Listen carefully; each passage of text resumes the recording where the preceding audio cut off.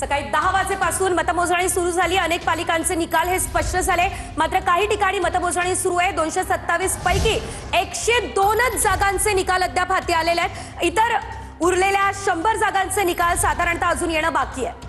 आतापर्यंतच्या कलानुसार भाजप आणि शिंदेंना प्रत्येकी 28 जागा मिळालेल्या आहेत। उल्हासनगरमध्ये शिवसेना आणि भाजपात काटेकी टक्कर आहे।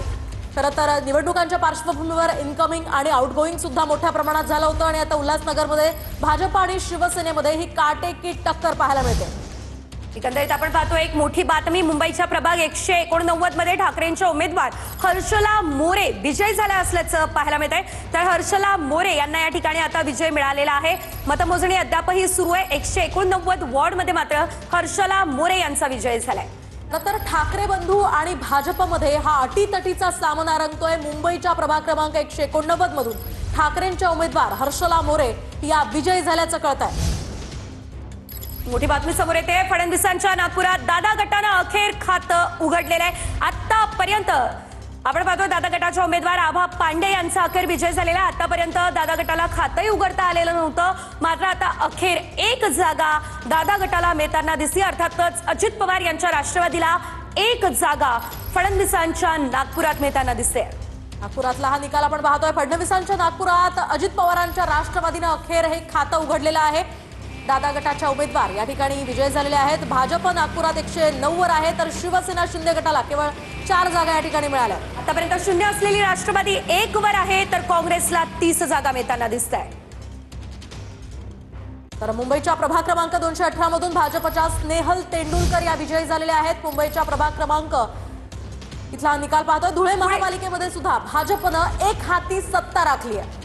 मोठी बातमी, बहुमताचा आकडा गाठलाय। सध्या 47 ठिकाणी विजय झाला असल्याचं पाहायला मिळतंय। धुळे महापालिकेमध्ये भाजपनं एक हाती सत्ता राखलेली आहे। बहुमताचा आकडा हा या ठिकाणी गाठण्यात आलेला आहे। सध्या 47 ठिकाणी भाजपचा धुळ्यामध्ये विजय झाल्याचं आपण पाहतोय। तर मुंबईच्या प्रभाग क्रमांक 13 मध्ये भाजपच्या राणी द्विवेदी यांचा विजय झालेला आहे। आपण पाहतोय मुंबईमध्ये शरद पवार गटाचे अंकुश काकडे यांची लेक मात्र पराभूत झालेली आहे। मुंबईमधल्या वॉर्ड क्रमांक 60 मधली ही परिस्थिती पाहायला मिळते। शरद पवार यांच्या राष्ट्रवादीला खरं तर हा धक्का म्हणावा लागेल। मुंबईच्या प्रभाग क्रमांक 151 मधून भाजपच्या कशिश फुलवारिया यांचा विजय झालाय। कोल्हापूरमधला निकाल पाहूयात। कोल्हापूरमध्ये या ठिकाणी आता जाऊयात मुंबईत भाजप आणि शिवसेना यांना 125 जागा मिळताना पाहायला मिळतात। तर ठाकरे बंधू आणि राष्ट्रवादी शरद पवार यांची 75 जागा काबीज करताना दिसते।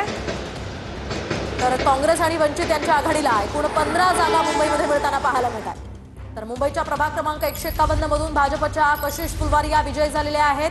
भाजपला आणखीन एक यश या ठिकाणी पाहायला मिळत आहे। मात्र मुंबईमध्ये शरद पवार यांच्या राष्ट्रवादीला काहीसा धक्का। मात्र मुंबई प्रभाग 189 मध्ये ठाकरेंच्या उमेदवार असलेल्या हर्षला मोरे यांचा विजय झालेला आहे। शरद पवार गटाचे अंकुश काकडे यांची लेक मात्र या ठिकाणी पराभूत झालेली आहे। मुंबईतल्या वॉर्ड क्रमांक 60 मधून मेघना माने यांचाही पराभव झालेला आहे। काकडेंच्या कन्या मुंबईमध्ये ठाकरेंच्या सेनेच्या बाजूने खरं तर उभ्या होत्या आणि त्यांचा या ठिकाणी पराभव झालेला आहे। मुंबईमध्ये शरद पवार गटाचे अंकुश काकडे यांनी काल मतदानाच्या दिवशी सुद्धा काही गोष्टींवरून आक्षेप घेतलेला होता। वॉर्ड क्रमांक 60 मधून मेघना माने या विजयी झालेल्या आहेत। काकडेंच्या कन्या मात्र या ठिकाणी पराभूत झाल्याचं आपण पाहतोय। मुंबईमध्ये शरद पवार गटाचे अंकुश काकडे यांच्या कन्या पराभूत झाल्या।